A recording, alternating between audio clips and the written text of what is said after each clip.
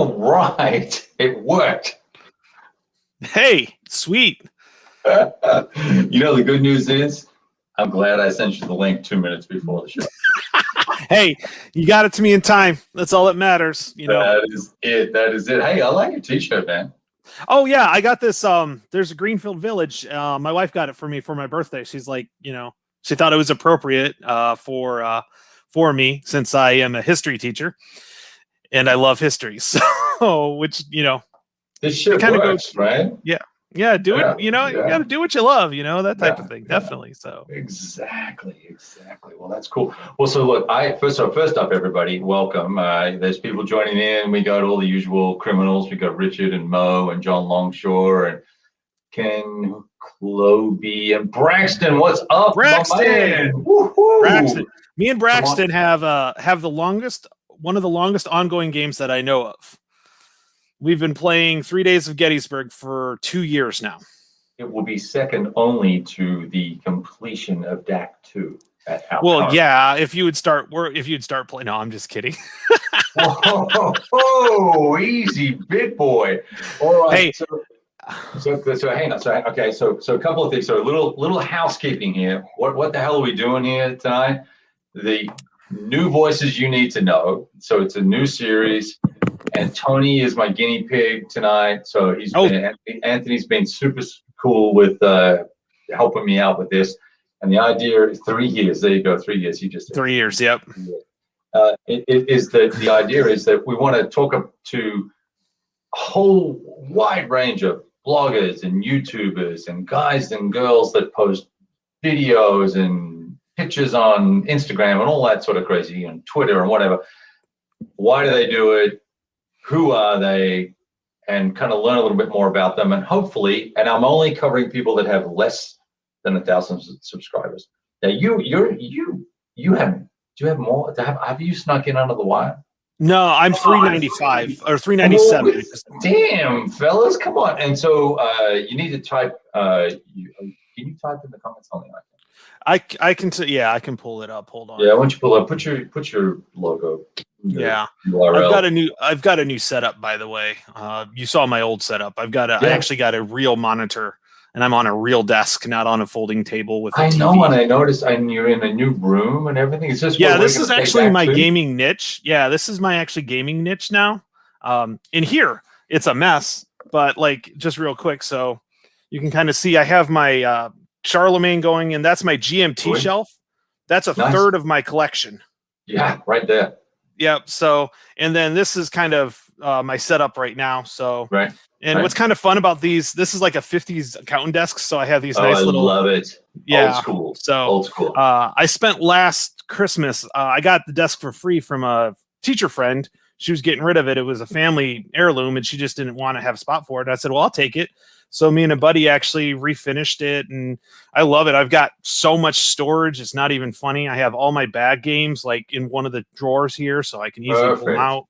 Yeah. So that's awesome. So look, get your link, put it in the comments, and then I'll share it up, and let's do that. Okay. So and while you're doing that, because I've seen you play Wargames, so I'm only going to ask simple questions to start until you've done this. You asshole. No. So a couple of easy questions first. What are you drinking? I noticed you have a beer there. So yes, I have a Kentucky Bourbon Barrel Ale. I thought I would get nice and sloshed because if you've ever seen the other show that I'm on with ID Jester, I don't talk very much. So I figure I'll get a beer in me to loosen me up a little bit. So, I'll start talking. Cool. Very good. Okay, that's good. Well, I've got a Topo Chico water, but I do have a whiskey here somewhere that I'm going to sip on as we go.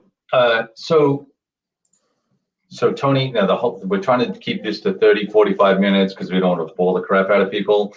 I'll do what I can. Not that I can't promise anything. Not that you're boring, but no, I just get long-winded. I feel bad for. I feel bad. Can I ask a question? Can I interview? Can I run this show? Can you just shut up and just post your link? All right. So look. So what? How did first up? How did you get started in wargaming? Because that's important. Let's do the short version of that, and then we'll get on to the YouTube channel again. Short version is high school. I played Axis and Allies with 3 of my buddies for like every Saturday night, like watch the sun go down, watch the sun come up type deal. We'd play all night long and just have a blast. Afterwards, I gotta turn this off. See, I knew you couldn't do two things at once. No. So I know you do, man. Yeah, you do. This is going to be interesting. No. So then so that was high school. I've always liked board games, had fun with them. But then it led back to, actually goes to my genealogy, of my family. So, I found out that, my great-great-grandfather, fought in the Battle of Gettysburg in the 44th New York on the Battle of Little Round Top. They were two regiments over from the 20th Maine. So I found that out. And then I found out, going back farther, that, I think it was my fifth great-grandfather fought in the 4th New York on the Continentals. So I was like, hey, this is pretty cool. And I had come across Wargames, because I kind of was like, I was a solo gamer, mainly because I have 3 kids. I have twin 8-year-old boys now, and I started playing war games when they were really young, like 2 months. Yep. So I couldn't really play too much, and my hours were all odd, and they would take naps, and then I could play. So I started going through, well, what battles, and then I realized how big war games really, really were, and that I, for some reason, can play both sides. I don't know if it's good, but I can play both sides. I surprise myself sometimes, which is kind of crazy. So that's where I am today. So that's kind of my board gaming and everything like that. So. Okay, cool. Well, and hey, Jeff just joined. Hi, Jeff. Good to see you, Jeff. We're going to get you on here soon too, but so pay attention because questions are coming fast and furious. All right, so Tony, you wargamer. You're a fun guy. You like to have a few beers. You got a family. Mm-hmm. Your wife lets you play war games. You're a history teacher, so you have some, legitimacy. About it, for what it's worth, right? And then you randomly decided to start a YouTube channel and a blog, because you have a blog too, right? You write. Yeah, I do. I don't do much on that. Right. I found that I don't. I like to write. I just don't have the time to write. Right. And so I don't do as much, or I'll throw my videos on and stuff like that with some brief descriptions. I really do want to do more writing, but time wise, it's just so much easier to do a playthrough. But what I found was I started putting games out and then not completing them. And that was so this video, and I can never pronounce her name, but she did it. It's the Asian Fujiyashi. Yeah. She actually started doing her videos for like an accountability type thing. I said, hey, that's cool idea, yeah. So I was Strike Force 1, I think she started that with. Yeah. So I really got into her and watching her stuff, and I kind of miss watching her stuff because it was really, really good. Fushigi TV. Yeah. Yeah. And so so I was like, hey, this is pretty good. So I said, you know what? This is something I can do, and it'll hold me accountable. Well, hopefully a few people would hold me accountable, saying, hey, why haven't you finished it? Or, stuff like that. Or I have a obligation to finish it, whether somebody asked me to or not. It was one of those things that I thought it was a great idea. And so that's how I keep myself accountable, is once I start something, I have to finish it because it's out there. Mm-hmm. So you're not like me, you're not a quitter like me. When you get frustrated with the game, you just go, oh, screw this is bullshit, and pack it up.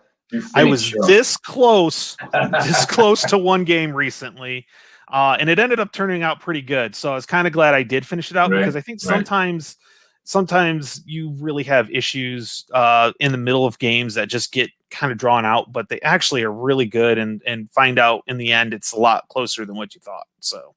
Yeah, it can be, right? I'm more a quitter around crap games than shitty outcomes from one side or the other. So that's cool. All right, so I want to drill in on something here though. So you said holding yourself accountable, but now your channel's kind of migrating into tutorials and helping people learn games. You did what arguably would be the only known series to man on great battles of history how to play, I think. There was a Spanish one, and I don't speak Spanish, so it was a little hard for me to learn. No habla So, español, señor. I speak a little German, but Spanish was I never did Spanish. Yes. So okay, the only English speaking. Yeah, and that was why I did it. Is That's because my ethnocentric bias.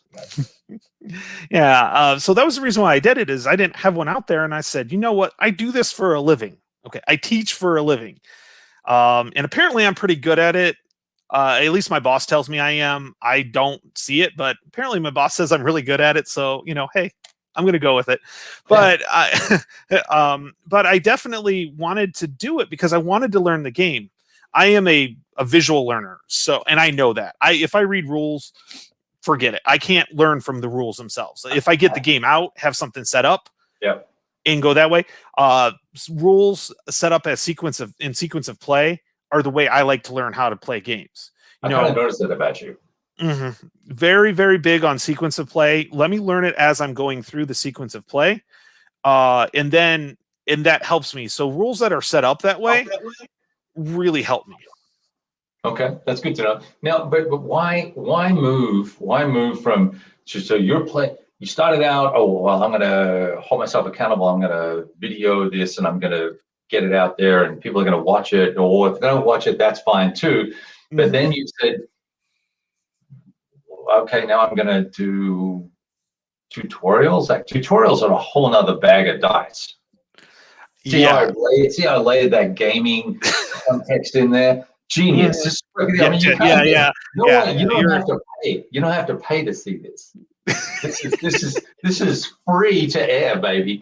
Anyway, it's a whole nother bag, right? So why put yourself through that pain, bro? And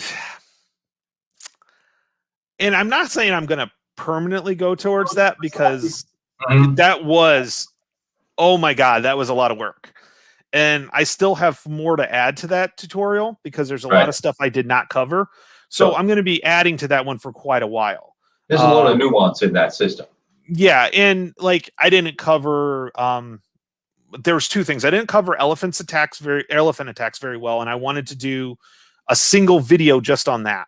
And then I wanted to do the cavalry pursuit. Because that was an interesting piece. Yep.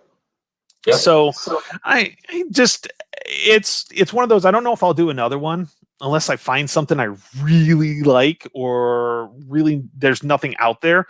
There's a lot of other videos out there that do that. And I actually, watching Gimpy was the one that kind of gave me the idea to do it because I watched his boot camps on World at War 85. Right. And I've like, hey, do 5-minute videos, 10-minute videos. I can do this. It's easy. That's no problem. Yeah, that was the most wrong idea I've had in a long time. I scripted it out, and I'm not good at following my scripts. Let's put it that way. I had my script sitting right there. I'm like, I'm going off on tangents. I'm like, must be what my students feel like because I go off on tangents all the time. Granted, they generally do like it when I go on tangents because it's usually some odd fact or whatever. Right. Well, so that's interesting because I recall trying to do a lock and load tactical tutorial, and I said, "Oh, hey, look, it's easy. Just get the freaking book out and start playing, right?" And of course, every jackass piled in, like, "Oh, you did this wrong, you did that wrong." And after about 40 errors on the first 4-minute video or something like that, I figured tutorials are not my bag. I'm just gonna roll with the dice and see what happens. But okay, so that's interesting that you did that as an experiment, and now are you going to go back to sequential gameplay and just do turn by turn, that type of thing? Yeah. And what are you doing right now? What game are you? I'm doing Charlemagne by Hollenspieler right now. Right. So the solo game, right? Yeah, and it's solo. Okay. It's crazy how quickly the time goes by when I'm filming that. Like I'm like, oh, I'll just film a half an hour, and I look at the counter, it's like an hour and a half later. I'm like, seriously? Because I kind of get into it and just forget to look at that. It's so, but I like that. There's a few games I probably will do more AAR turn based on it than actual playthroughs. ATS, and I like the Panzer Grenadier series, and that doesn't film well turn by turn. It is a slog and it's boring. Yeah, I'm sorry. I'm sorry you like that. I'm sorry you like that system. Hey, it is what it is. We all like one of the three worst war game systems ever, but I'm glad you like it. That's great. Yeah, well, I like ATS too. So but to me, that's not a system issue. That's a company issue because the system's pretty good. Yeah, that's true. Because I like the impulse systems, and I think that's why I do like the Panzer Grenadier. It's not I go move all my shit, and then you move all your stuff, and then we fight. It just to me, I like it. Like, okay, you move up, a few pieces or a piece, and it's like, oh, that hole opened up. I can change my total idea right then. Yeah. And I also think they also solo very well too. Because sometimes you catch yourself, I've caught myself going, oh crap, I can do that now. Like I said, I surprise myself sometimes, which is, I don't think that's what I do, but yeah. All right, I'm just gonna have a little decorum moment here, and I just want to call somebody out for being a dick. All right, so because this is not cool. All right, so Mamie's a friend of mine, and while she's an attractive girl, really, one of the reasons why all you guys are fat, alone, and dying by yourselves is because you make stupid comments like this. Clay! Oh, Clay! It's Clay. Clay's far from that. It's the love machine himself, right? Oh, man, Clay, yeah. If only she had met Clay. If only she had met Clay in person, right? So yeah, we don't let our wives. Clay, I had to call you out, man. Give you a hard time. By the way, Clay is a gentleman, a scholar, and he speaks his mind about. He loves those crunchy games. I still remember listening to a podcast that he was on, the AAC podcast, and somebody said, "Well, what about OCS?" He's like, "Oh, it's too easy." Too easy, yeah, I know. Isn't he awesome, right? I was like, okay, I feel little right now. So there you go. Well, let's not get into your gaming capabilities. Let's talk about you as a YouTuber. So, but I do have a question about your profession and bringing new kids into the hobby. So, and I kind of know the answer to this, but do you do any wargaming with the kids? Yes, very little to start out with, and then the freaking pandemic hit, and so that sucks. I was just in the midst of getting things set up to really get a club going. So that will be happening probably next year, or maybe even towards the end of this year, depending on how things go. I have a new boss. I have a new director for my academy, and he is extremely supportive of us doing this because most of these games are critical thinking skill games, and social studies, although I'm teaching history or economics or government, the key skills that I'm teaching are critical thinking skills. And so he's very supportive. And David Heath over at Lock and Load sent me a bunch of tank on tank games. You sent me one too as well. So I have then Mo sent me ones for my kids, teach my kids. Well, those are also going to go to them. So now I'll have about perfect. 5 or 6 games of it. So that's perfect. Yeah, and it's I got to pull my boss in and just after school and say, okay, you and me are playing this just so he can get a good idea. But as we were opening him up, I was unboxing for him, which I don't get unboxings. Like I get it the first time, but like I don't know why. Everybody likes watching them over and over and over again. From different I have no idea. I don't know. So I do them because I'm going to open it. I'm going to give my reaction, whatever, but I did an unboxing for him. He's like, oh, like his eyes just got wide. He's like, I better not get into this. Cause he was afraid that he would definitely, spend too much money. And I'm like, oh yeah, that's cool. But it's unboxing is a funny thing. Maybe it's a sad commentary about the quality of our content that people I have more views on unboxings than I do on videos like this. All right, so going forward, Well, we haven't talked about eras. Well, what eras do you enjoy? So you and I are playing DAC 2 right now, OCS. Yep. So I know you like the African campaign in World War II. I'm You're playing iffy on the Charlemagne. honestly, I'm iffy on the African campaign. What? I just like playing. Okay. I like playing DAC with you, and I don't know why. I mean, you run me over all the time, but we've had several. I'm really nice about it though. Yeah, you are. You're very polite. You're like a Canadians. You are the Commonwealth, so that would make sense. You are the Canadians. You apologize for overrunning my packs, and obliterating them. But That you're was very pretty polite. awesome, bro. Yeah, I've never done that before. Yeah, that was a first for me. I popped my cherry on overrunning replacements with you. Hey, we learn something every time we play. That's it's cool. But so I kind of like it. It was something I wanted to play because it was so big, and I'm actually really enjoying it. So I probably will get more into the Africa campaign. And I do like World War II. I honestly, I'm a whore for all the games. There's not one topic that I'm not really not interested in. Right. The only one, and I have to say it's with a caveat, is I wasn't big into Napoleonics. Mm-hmm. And I think a lot of it was the detail games, like the La Bataille. Right. And I see you struggling with that. I'm like going, yeah, I would have no chance at this. Unless somebody took me hand by hand and showed me. And then I'd forget it. And then I'd forget it 5 minutes later. That's my problem. But we played the Austerlitz, the Falling Eagles, or that Eagle series. Yeah. Loved that. That was so much fun. Right. You beat me 3 times, if I remember right, in a weekend. And I did have a partner, so it wasn't just me, but I couldn't roll die worth shit I couldn't activate anybody, if I remember right. You can blame the dice all you like, my friend. Yeah, that's what I'm gonna do. But so that kind of level I really like. It's that detailed tactical level that I wasn't that impressed of or that interested in. You didn't have Clay on your side. That's the problem. No, I had exactly. If I would have had Clay on there. Todd was just floating in and out of the all weekend, although he did provide beer, and I do appreciate that. Yeah, beer's always anyone that's bringing beer to the table is a friend of mine. It's all good, right? So okay, so that was a long way of saying that World War II Africa is kind of not your thing, but it could be your thing, and you like Napoleonics, but not too detailed. And I see in the corner over there you have a whole bunch of Command and Color stuff. Yeah. So, are those stick? Here's we're gonna call you out here. Are those things stickered yet? Yes. Well, okay. Wait. 2. I have 4. I have Napoleonics, and I have 3 of the Ancients. I have 2 of the Ancients stickered. I actually think the Napoleonics is still in shrink, actually. Okay. All right. So just checking. We're keeping it real here, but so with that.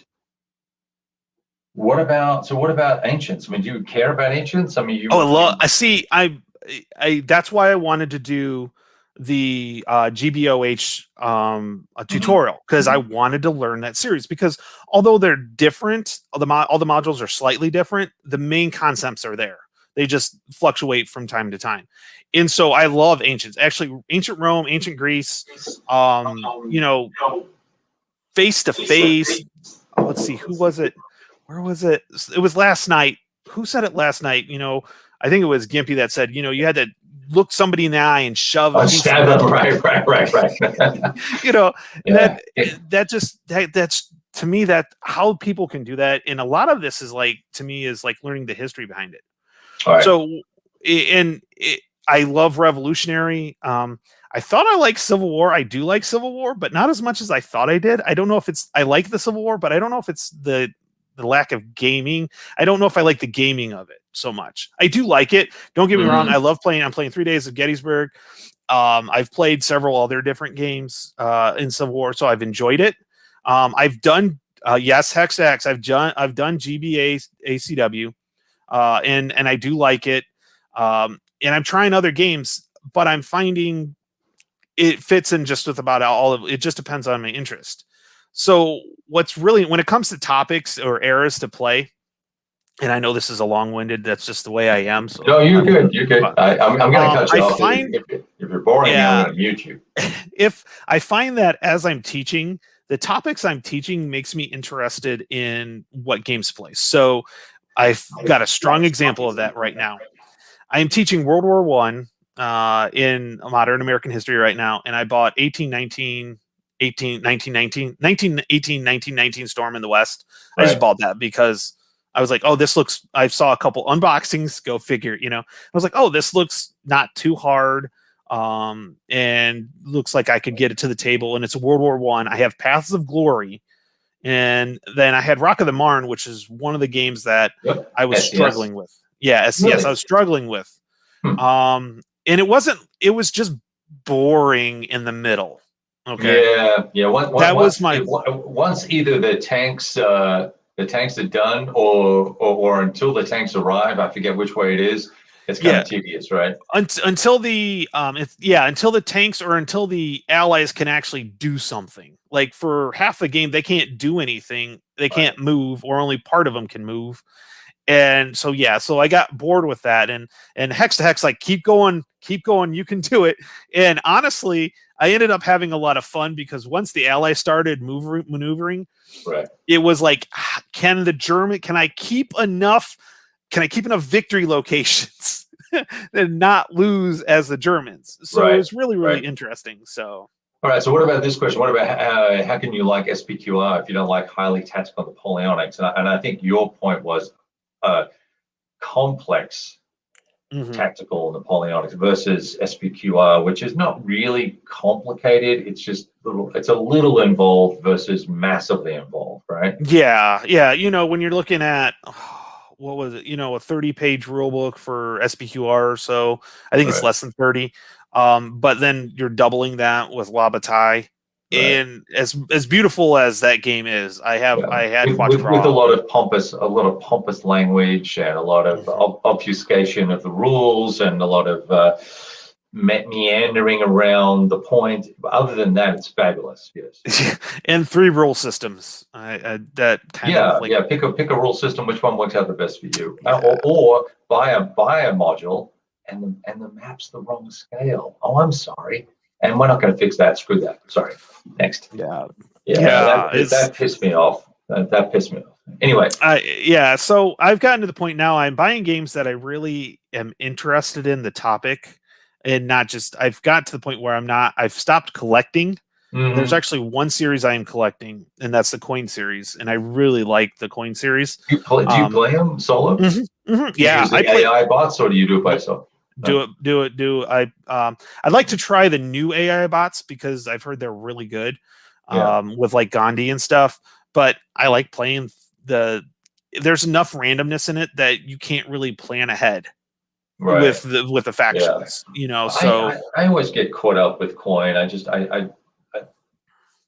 They're games you've got to play many times until you kind of understand what the deck of cards is, and what all the options are, and then what is the here's what I'm going to say. Here's what I do the certain things. Here's what I'm going to say. The cards, you can't memorize the cards generally, because they're so random. You only use 3/4, maybe 5/8 of a deck each game. So there's always cards that aren't in there. So it's not like Twilight Struggle, where you can memorize the deck and know what's going on. Sure. And so that's the key thing. But learning the mechanics is once you get the mechanics down, then you got to find the nuances of each of it. So generally speaking, if it's a 4-player coin game, so anything but All Bridges Burning and Colonial Twilight and a few of the new ones are all 4-player. You can pretty much jump in, the mechanics, and you're just really learning not even the operations, it's the special actions. Because generally, the special actions are what are different. There's always a rally, there's always a march, there's always, like the general operations. Sure. An attack or terror or something. Those special actions and when to use them and when they're effective, that's a different story. Right. So I don't want to get into a discussion about coin games. Yeah. So let's talk about it from the context of when you film it, right? So when you're filming, and by the way, have you filmed your gameplay of any of the coin games yet? Yeah, I did Liberty or Death, and I did that, and that's, by the way, so far is my favorite. But I'm I love Revolutionary War, so that's kind of a topic wise. I Right. really Okay. And so with the coin games, how do you apply any narrative to that and kind of put some historical context on it? Because a lot of the time I found when I've seen coin games played, it's I place a block down via a card, ops, points, or action, or whatever the case may be, and then you play a card and you take it. You either put a block down or you take a block off the board, and that seems to go on until at some point someone says, "Oh, the game's over," and then whoever has the most resources wins. Is that an unfair representation of the strategic and political nuance of the coin system? Yes. Okay. In my opinion, and I've always been told opinions are like assholes. Everybody has one. Everyone has one. so that's my opinion. Are we going to play a coin game next? Then let's play a coin game next. Yeah, we can play a coin game. That's not a problem. And yes, I do try to add the historical. And what I do love about the coin games is each card. If you go back to the back behind the playbook, they have each card in the history behind each card. Sure. So if it's something that I don't know about, so if I'm playing the American Revolution, Liberty or Death, and it's a topic, I'm like, what's this? I can go to the historical reason behind it. They actually give a historical reason behind it. And if it's one of those things where I'm just doing it for operations, I try to say, okay, we got to get more troops on this in here so I can support. So yes, I do give a narrative to it. When I actually play the event for the event itself, I really try to explain the event as much as possible. But if I'm just doing if it's just a card and I'm not actually going to do the event, I kind of don't worry about the event because that just takes too much time. I actually just finished up a solo game of the 20th Air Force, which is a newer game. Components were a little iffy for a $50 game, but the gameplay was phenomenal. Who's that by? It's Fortress Games. He's a new designer. He designed it's the 20th Air Force and the 8th Air Force. Really great design play. The gameplay is phenomenal. He does a great job. He was following along with me because I reached out to him, and I found now that as I'm playing the games, reaching out to the designers and asking questions, most of them are very, very open to helping you out and things like that. And that was so he explained a few things I did wrong right at the beginning, and he actually gave me some strategies for the future. And I continued to play it through, even though it looked like it was completely, I looked like I was done for. That's a really bad website, by the way. But just don't throw up when you see this page. Yeah. But so they're actually sold through Amazon. Games he has. Yes, yeah, he's a brand new publisher, brand new designer. So I'm hoping that as this grows, he's going to get more money, be able to put more into it. Because his gameplay, the design, I enjoyed it so much. There's such a narrative there. Yeah. And I know you and a lot of people have the same opinion that for a solo game, you have to have choices. Sure. Oh my God, there are way too many freaking choices of where you're going to bomb because the 20th Air Force has to deal with Japanese. Yeah, Mo, I'm not denying that. Yeah, definitely not denying that. Yeah. So, but he said you have a great narrative as you're speaking, and I really he enjoyed it. So I take a compliment. Yeah, I try to add. If you're just doing the moving around and not kind of describing and giving like a narrative, like you can tell when I'm like, are you kidding me? Like I'll throw double sixes or ones. I know. You're awesome. It's like when we play, I'm like, are you kidding me? This is ridiculous. How can I, anyway. Oh my God. I never see you get upset at all. No, not at all. Not at all. Not when I roll a freaking like one on a, Yeah. On 2d6. I mean, Tony's the only guy that can roll a 1 on a 2d6 playing OCS, but anyway. Oh dear. Well, okay. So let me ask this. In terms of games you like to play, we talked about eras, and this will be one of a couple of last questions I ask you. But are you a 2-player game guy? Are you a 4-player game guy playing solo, like multiplayer, CDG, or are you a solitaire gamer? So you mentioned quite a few Solitaire games in our chat, and I'm curious, but I don't see, it's hard to tell. I don't see dozens of them, for instance, over there. Well, if I look at just GMT, I have Comancheria, Navajo Wars. Those are Yep. solo only. Yeah. Good games, by the way. I have the Hunter, Silent Victory, Skies Above the Reich, and for solo, that's really all that are solo on this side. I have a lot of the White Dog games that are very solo. Right. I have what's called the British trilogy, which is the Napoleonic Wars. I know that's weird, but that's one of them. Don't Tread on Me, and then what's the last one? Oh, the Falklands one. Mrs. Thatcher's War. So yeah. Do you like that? Have you played it? That's on my list to play this year. So one of the things we did with ID Jester was list games, and I picked off-topic games that are not popular, so I can freaking get them to the table because I was tired of not getting them to the table. Right. So my next project, actually, after Charlemagne, is the VCS Salerno from MMP. So the variable combat system. So I don't know if I'll do the whole game, but I might do like the invasion scenario, which is like That's 4 pretty turns. beefy, boy. That's pretty beefy. And then it's got that funky track in the middle there with the I didn't want to make all of that, so let's just call you move one box a turn. And then each side's a different scale. It's kind of odd.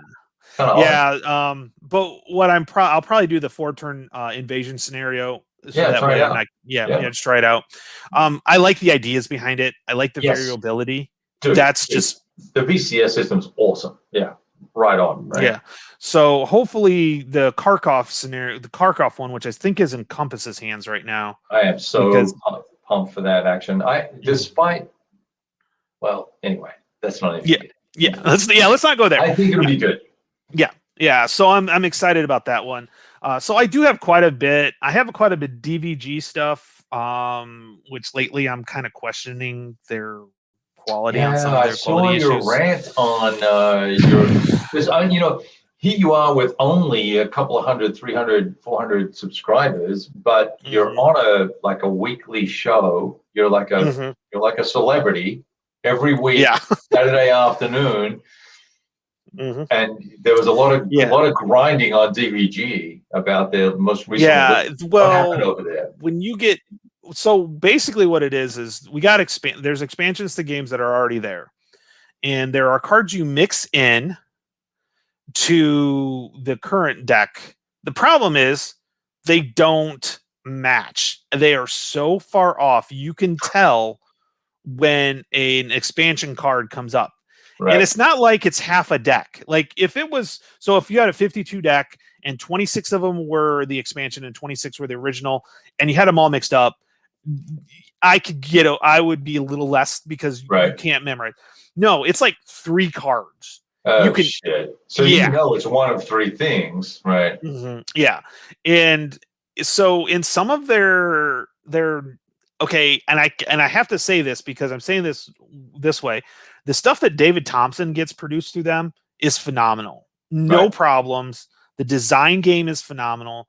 It seems like the stuff that's coming from them, from their development, either it's not all the way developed, or they're trying to put out too much. And I think it might be they're trying to put out too much in too short of a time period. Instead of taking their time like they used to do. There's some sort of developer breakdown there where the designers put stuff together and no one's doing the hard work to check stuff. I think that's really part of the problem. And then kind of getting family business, father, son, wifey, someone's doing marketing, someone's doing 4 different jobs. But kind of getting back to your question, I like to play just about everything, but other than the coin games, I don't like anything more than 2 players. Right. I can play 2-player and solo pretty easily. And the coin games are even though they're 4-player, they're really, I'm going to say this, they're really 2-player games. Right. And you have if you play 2-player, it's the best way. Because a lot of times 2 of the factions are kind of minor factions and they don't really do a whole lot. Right. So you really want to play 2-player. So it's really, to me, it's more of someone is someone's bitch. Yeah. So in Liberty or Death, I mean dog people, not like female. I would never say that. Yeah. Puppy. Of course. You're someone's puppy. Yeah. And so like in the straight, the easiest one is Liberty or Death.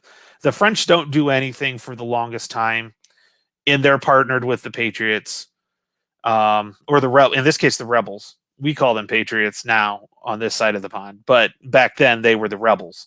So that's that. Getting that out of your mind is a little differently sometimes. And then the Native Americans are just they don't do much, but they definitely help out the Brits. So it's definitely one of those things that it's that's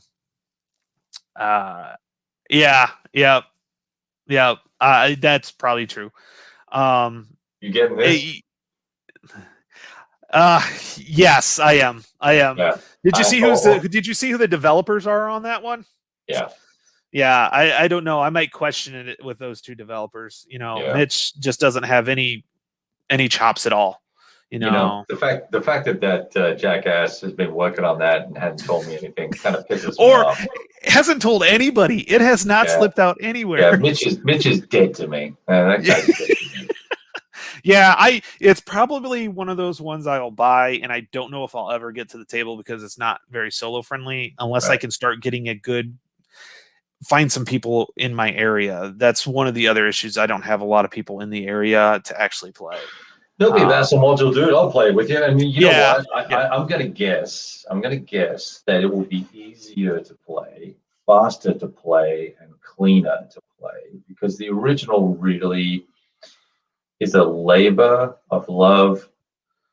It's actually just a labor, right? I mean, it's not. You play and you go, "Wow, that's kind of really what happened," and I don't ever want to experience that again. But the new, I'm hoping the new system is going to be slicked up a little bit and cleaned up. The map looks really good. At least the sample so far map looks really good. Yeah, it definitely sexy, looks. It looks to me like it was designed, and I know who did the map art though. Actually, it's Justin Martinez, B Mode from the Guild. B Mode did the map. Yeah. So awesome. I saw that, and Mitch didn't even know that he did it. But it has a feel of U.S. Civil War, that kind of the new one, the GMT US. It has that kind of feel to it. But yeah, apparently B-Mode did that.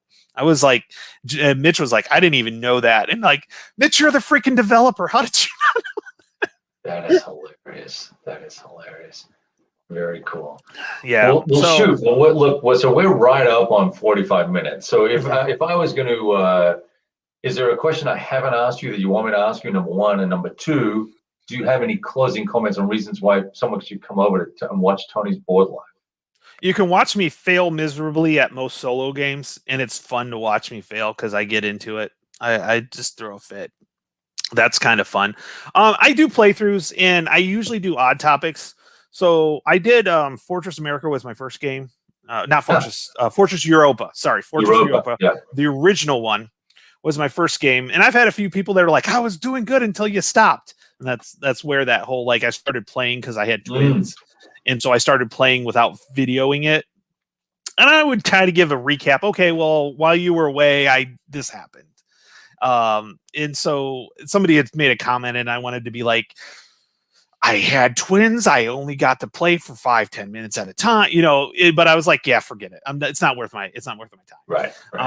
But in the other game that I did, which was really different, it was a magazine game by S&T, and it was called Quebec.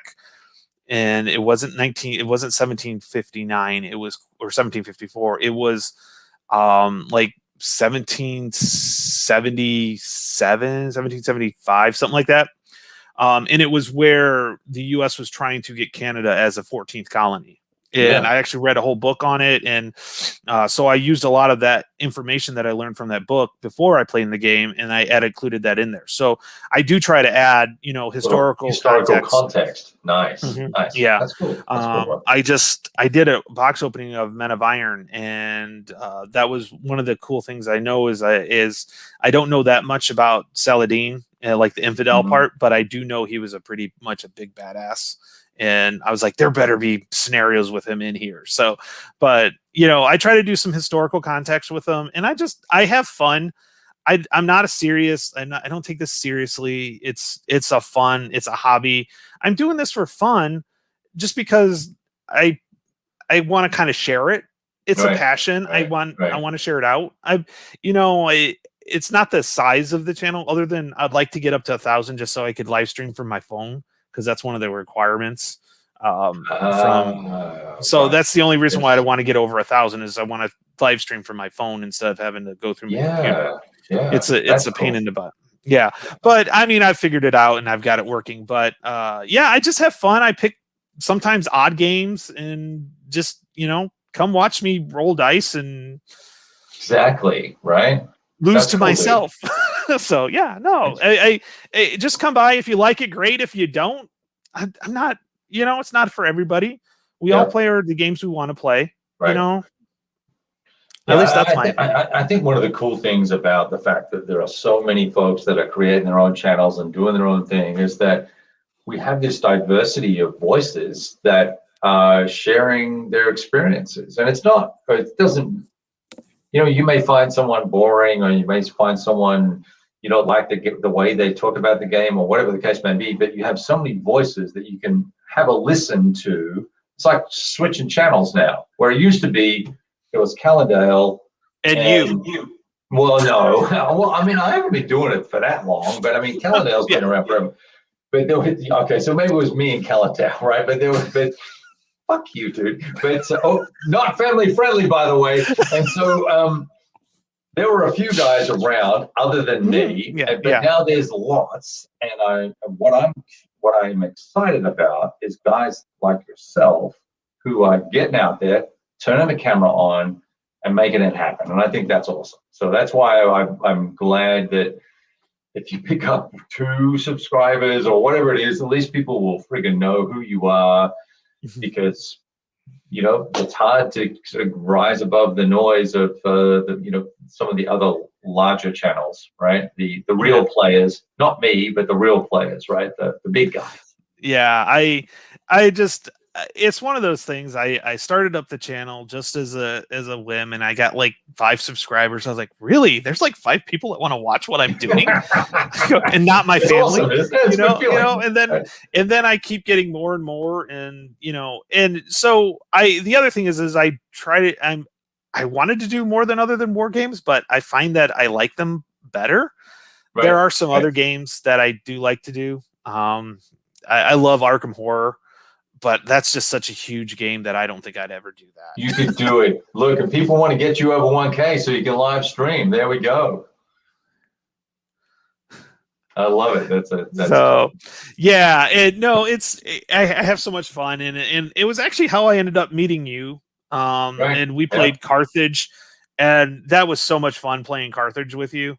So, I mean, and that's how we got into playing. You taught me OCS. Obviously not too well because you keep beating me, but maybe that was your plan in the first place. I'm just sharing the rules a little bit at a time, buddy. Oh, you can't do that. You can't attack there. What? Yeah. If you live my friggin' life, you would look for very pathetic small wins wherever you could as well. So trust me. But and it's to the point where I really think that it's not about winning or losing in war games. There's not too many competitors. There's a few games I'm starting to do. There's an ATS tournament I'm in, and I just got onto the Ancients, Command and Conquer Ancients. Oh, sweet. Tournament. So I'm kind of interested in that. And then those are shorter games that I can play, and that'll be fun and stuff like that. So. Yeah. Now we have a new meme.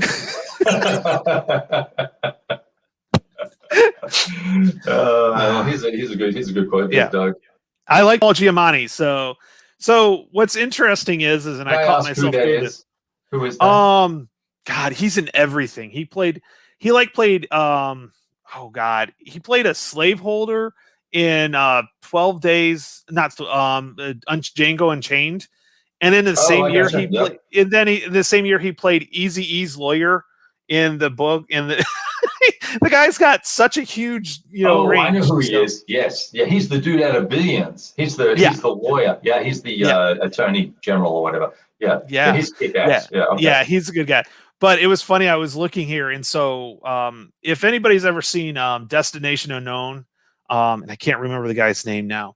God, because he's like a duplicate of me, and I caught myself looking just like him. So I don't know why, like on video, like I don't know, but other than he's got hair and I don't, that's a key thing.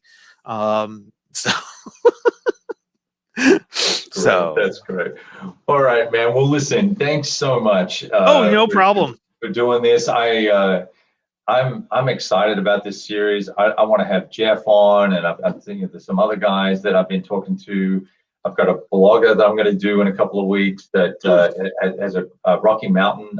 Ian is his real name, but he does some great writing that I think is very cool. So I just want to let's spread the word, right? And I'll make sure that after this, I'll put your link in the Oh in yeah, YouTube, I appreciate in the that. YouTube Yeah. bits so that people can find you and all that sort of fun stuff. But I wanted to thank everybody for joining. 47 people tonight. You guys are off the chain. This is great.